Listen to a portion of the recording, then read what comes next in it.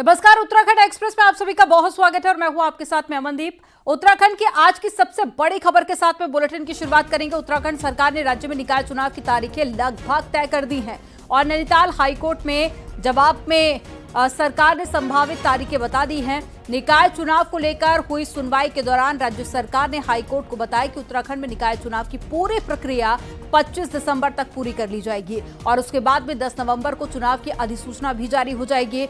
अब 10 नवंबर को अधिसूचना जारी होगी तो दिसंबर में चुनाव के लिए वोटिंग हो सकती है। निकाय चुनाव की तारीखों को लेकर ये बड़ी अपडेट सामने आ रही है।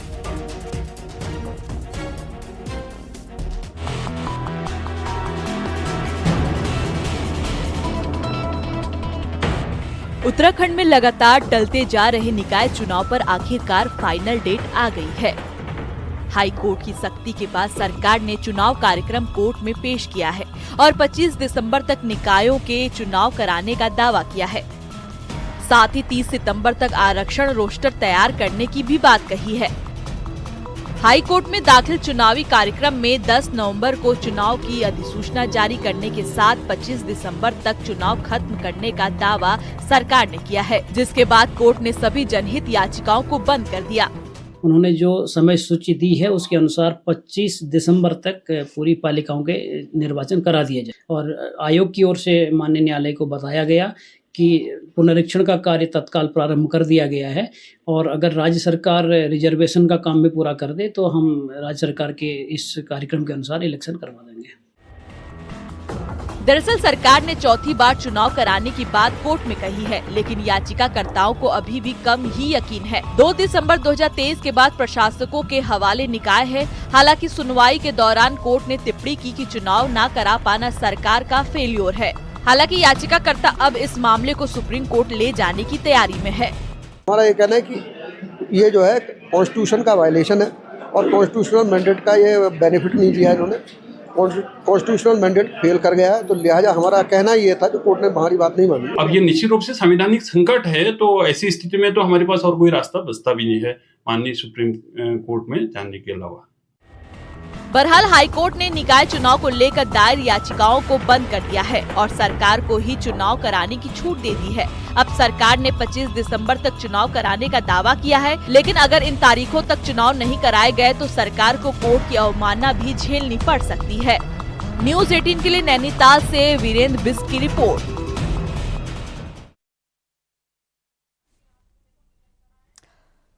उत्तरकाशी में भारी बारिश के बाद में गंगोत्री हाईवे पर जगह जगह लैंडस्लाइड की स्थिति बनी हुई है। वहीं बंदरकोट के पास में पहाड़ी से आज अचानक पत्थरों का सैलाब आ गया, जिसकी तस्वीरें भी सामने आई हैं, जिसमें बड़े बड़े बोल्डर पहाड़ी से टूटकर हाईवे पर आते हुए नजर आए, जिसके चलते करीब 6 घंटे तक रास्ता बंद रहा और बीआरओ ने हाईवे को कई घंटों बाद खोला।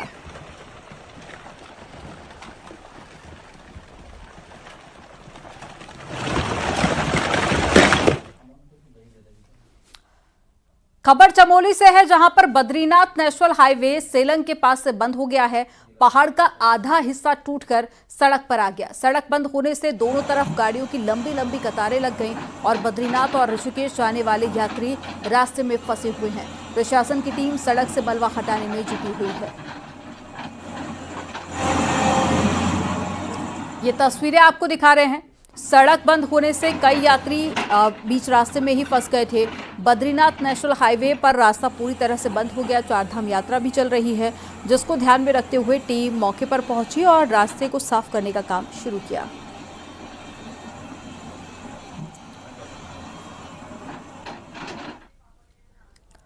खबर मुनस्यारी से है, जहां पर मल्ला जोहार इलाके में लगातार बारिश के बाद में भूस्खलन हो रहा है और इससे मुनस्यारी मिलम रोड पूरी तरह से बंद हो गया। आवाजाही करने के लिए लोग पुराने पैदल रास्ते का इस्तेमाल कर रहे हैं, जो कि बेहद ज्यादा खतरनाक है।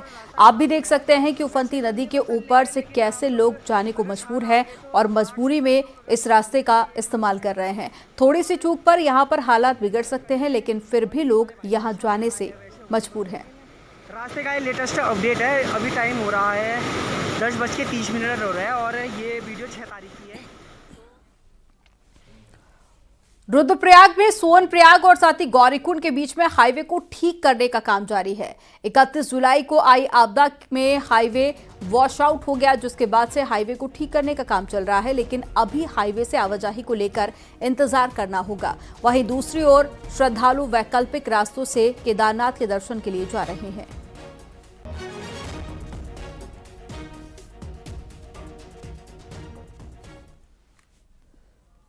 अब उत्तराखंड के लिए दुनिया में पहचान बनाने वाली अच्छी खबर है। बद्रीनाथ और केदारनाथ समेत पंच बद्री, पंच केदार अब वर्ल्ड हेरिटेज साइट होंगे और यूनेस्को से एक बार में 10 मंदिरों को वर्ल्ड हेरिटेज साइट का दर्जा मिलने वाला है। इसी से जुड़ी रिपोर्ट आपको दिखाते हैं।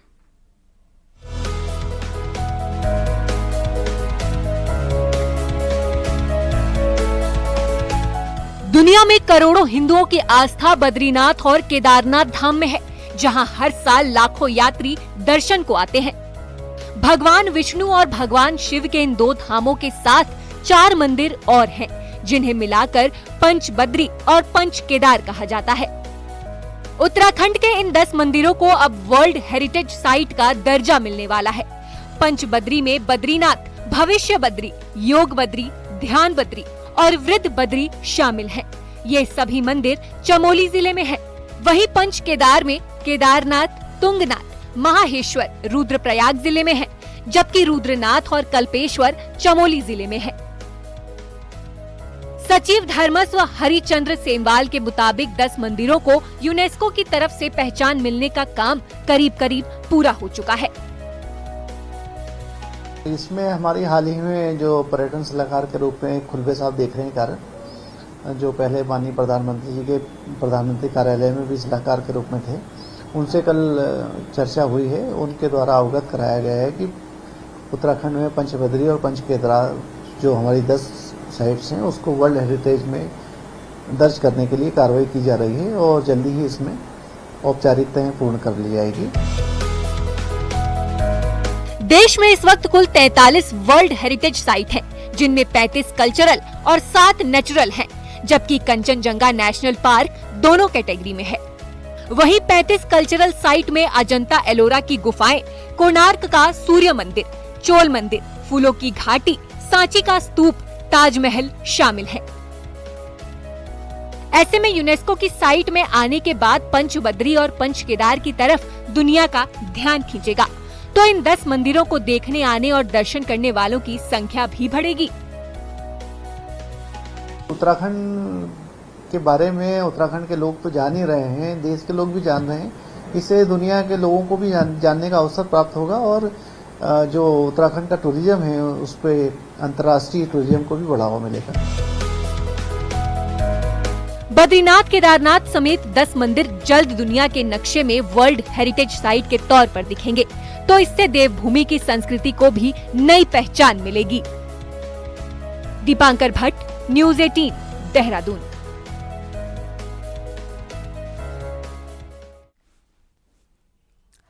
उत्तरकाशी में वरुणावत पर्वत के नीचे अतिक्रमण के मामले अब अलग अलग संगठन के लोगों ने प्रदर्शन भी किया। इसको लेकर दरअसल हिंदू संगठन के लोगों का कहना है कि हमने जिला कलेक्ट्रेट से एक आरटीआई मांगी थी और आरटीआई में ये लिखा गया है कि इस जगह पर बनाई गई मस्जिद अवैध है। हिंदू संगठन ने प्रशासन पर आरोप लगाया कि आरटीआई से लिखित दी गई सूचना के बावजूद भी प्रशासन ने अवैध रूप से बनी मस्जिद पर कोई कार्रवाई नहीं की। इसके साथ ही यहां पर अवैध रूप से एक बूचड़खाने चलाए जाने का भी आरोप लगा है। आज डीएम दफ्तर के सामने हिंदू संगठनों ने नारेबाजी कर अवैध मस्जिद और अवैध बूचड़खाने को ध्वस्त करने की मांग की।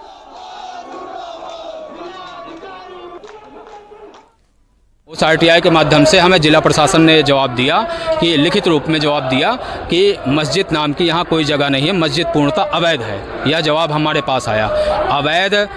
अवैध मस्जिद मज़ारों का या कोई भी अवैध चीज़ हो उसका ध्वस्तीकरण का कार्रवाई प्रशासन भी कर रहा है, तो प्रशासन ने आखिर अभी तक इस पर कोई कार्रवाई क्यों नहीं की। जितने भी उत्तरकाशी में बूचड़खाने हैं तो तुरंत बंद हो और जो अतिक्रमण है वो भी तुरंत ध्वस्त हो।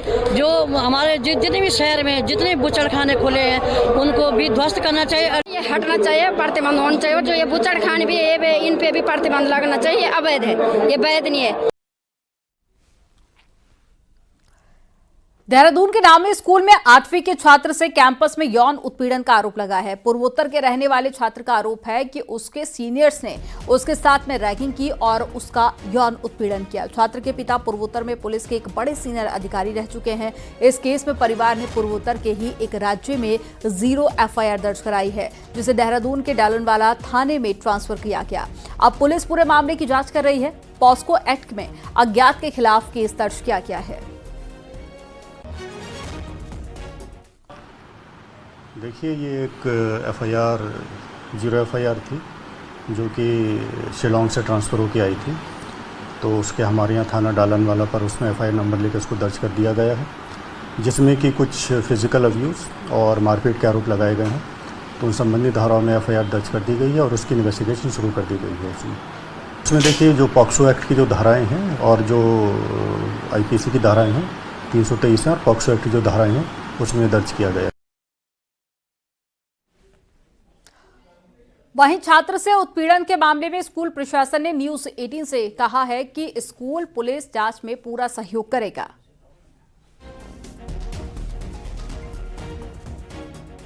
आरोप जो लगाया गया है उसकी हमने पूरी इन्वेस्टिगेशन करी है, इंटरनल इंक्वायरी की है, हर स्टेक होल्डर से बात की गई है। स्टेक होल्डर्स में बच्चे भी हैं, हाउस मास्टर भी हैं, हाउस मदर भी हैं, हेड ऑफ पेस्टोरल केयर भी हैं, हर एक से बात की गई है। उसमें हमारी इंटरनल इंक्वायरी में कोई भी तथ्य नहीं पाया गया है। हाउएवर, हमने पेरेंट को बोला भी था कि सर आप आइए, हमारे साथ बात कीजिए, हमारे साथ और कुछ अगर आप शेयर करना चाहते हैं कीजिए, लेकिन वो नहीं आए हैं। और अब चूंकि मामला पुलिस के पास है, वो करेंगे इंक्वायरी। हम मोर देन 100% उनको सहयोग देंगे। हमारा जहां भी जिससे भी वो बात करना चाहेंगे वो करें, क्योंकि हम श्योर हैं कि इसमें कोई भी ट्रूथ नहीं है। रुड़की के वसीम कुरैशी उर्फ मोनू की मौत का मामला पूरी तरह से सियासी रंग ले चुका है। बीजेपी ऑफिस से लेकर कांग्रेस दफ्तर तक गोकशी के इस कथित प्रकरण को लेकर आरोप प्रत्यारोप का दौर भी शुरू हो चुका है। रिपोर्ट आपको दिखाते हैं इससे जुड़ी हुई।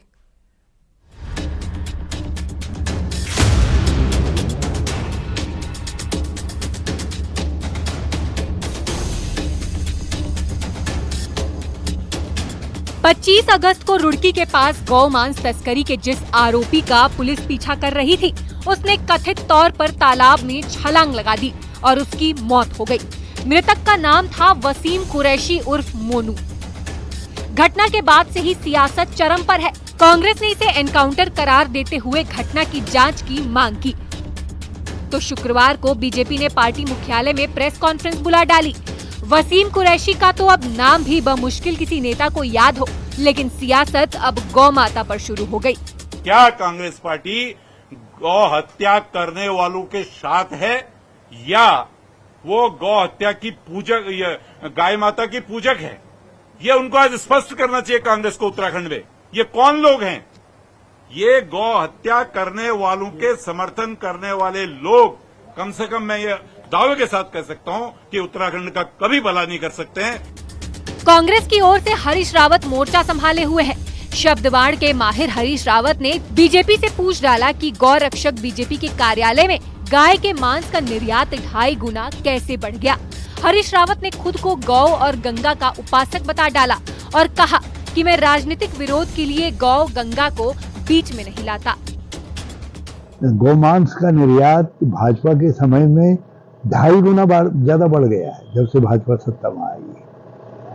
तो भाजपा तो और गौ अपमान में भी भाजपा गले गले तो डूबी हुई है। मैं गंगा, गौ, माँ, ये मैं सबका भक्त हूँ, लेकिन मैं गौ, गाय, गंगा, माँ किसी को भी राजनीतिक विद्वेष के लिए मैं आगे नहीं जाता हूँ। अब राजनीति इतनी तेज है कि 2 दिन पहले बीजेपी नेताओं ने गाय को घुमाया, जिस पर पोस्टर लगा था कि हमें हरीश रावत से बचाओ। और वसीम कुरैशी उर्फ मोनू प्रकरण पर सियासी ट्रायल जारी है। केस में गौ और गंगा के बाद अभी किस किस की एंट्री होती है, ये देखना बाकी है। रामनगर से गोविंद पाटनी के साथ देहरादून से सुनील नवप्रभात की रिपोर्ट।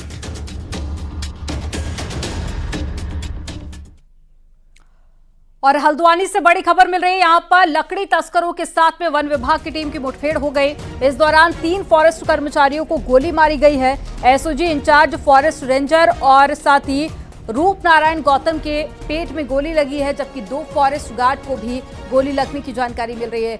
लकड़ी तस्करों ने ये गोली चलाई है और तीनों को रुद्रपुर जिला अस्पताल में भर्ती कराया गया है। एक बड़ी खबर आपको बता रहे हैं, तस्करों के साथ में वन कर्मियों की मुठभेड़ हो गई है। एक बड़ी खबर हल्द्वानी से मिल रही है, जहां पर लकड़ी तस्करों के साथ में वन विभाग की टीम की मुठभेड़ हो गई। इस दौरान 3 फॉरेस्ट कर्मचारियों को गोली मारी गई है। एसओजी इंचार्ज फॉरेस्ट रेंजर रूप नारायण गौतम के पेट में गोली लगी है, जबकि 2 फॉरेस्ट गार्ड भी गोली लगने से घायल हो गए हैं। लकड़ी तस्करों ने ये गोली चलाई थी और तीनों को रुद्रपुर जिला अस्पताल में भर्ती कराया गया है, जिन लोगों को गोली लगी थी। बीजेपी को चाल, चरित्र और चेहरे वाली पार्टी कहा जाता है, लेकिन कई नेताओं और पदाधिकारी के गलत व्यवहार के कारण इस चरित्र पर सवाल भी उठ रहे हैं। लेकिन आरएसएस ने पार्टी को एक ऐसा फॉर्मूला पकड़ा दिया है जिससे कि अच्छे लोग ही बीजेपी पदाधिकारी बन सकेंगे। आखिर क्या है ये फॉर्मूला, एक रिपोर्ट में आपको दिखाते हैं।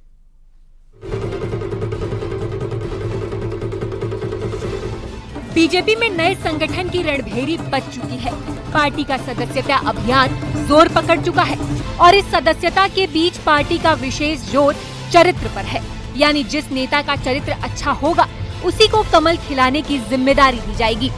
पार्टी ने विशेष तौर पर अपने जिला अध्यक्षों को इसका फॉर्मूला पकड़ाया है। वर्तमान समय में देश के यशस्वी प्रधानमंत्री जी के सदस्यता लेने से सदस्यता का ये पर्व प्रारंभ हुआ था और इसमें जो भी आपराधिक प्रवृत्ति के या जो इन चीज़ों में जो जिन पर मुकदमे इत्यादि चल रहे हैं, उन सभी लोगों को भारतीय जनता पार्टी का यह है कि उनकी जो सदस्यता जो भी लेते हैं वो रोक दी जाएगी या फिर उनकी जो सदस्यता है वो प्रमाणित करी जाएगी। उसके बाद ही केवल जो अच्छे लोग हैं उनको ही सदस्यता देने का हमारा ये प्रयास रहेगा। पार्टी के प्रदेश संगठन की भी बीजेपी से जुड़ने वाले कार्यकर्ताओं और नेताओं के क्रियाकलापों पर विशेष निगाह है। नए नेताओं का तो बकायदा पार्टी चरित्र प्रमाण पत्र लेने पर भी विचार कर रही है और यह सब कुछ संघ की सलाह पर हो रहा है। का नेटवर्क है, हमारी बूथ इकाई से लेकर यहाँ तक का हमारा नेटवर्क है। इसलिए हमारे मंडल अध्यक्ष को, हमारे बूथ पर बूथ अध्यक्ष को, शक्ति केंद्र पर शक्ति केंद्र संयोजक को और पार्टी को प्रदेश स्तर पर सारी जानकारी रहती है कि कौन कार्यकर्ता कोई गलती से ऐसा व्यक्ति, आपराधिक प्रवृत्ति का व्यक्ति न बन पाए। इसके लिए हम सबकी नॉलेज में रहता है। अलग से इसकी प्रमाण पत्र की आवश्यकता पड़ेगी नहीं, फिर भी अगर पड़ेगी तो लिया जाएगा।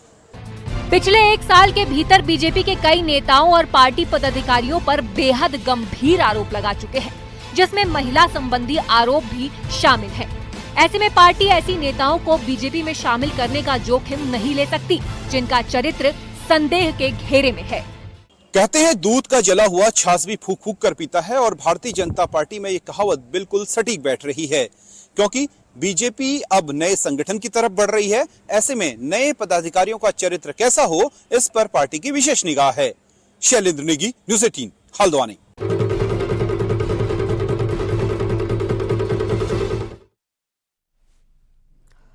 कांग्रेस नेता रणजीत रावत ने हल्द्वानी में एक विवादित बयान दिया। हल्द्वानी में कांग्रेस कार्यकर्ताओं के बीच में बोलते हुए रणजीत रावत ने कहा कि बीजेपी सरकार में बीजेपी कार्यकर्ताओं और पदाधिकारियों के काम ही नहीं हो रहे हैं। ऐसे में जनता के काम क्या होंगे पूछने की जरूरत नहीं है। उन्होंने कहा कि बीजेपी नेताओं की हालत ऐसी हो गई है जैसे कि वो बीमार हो।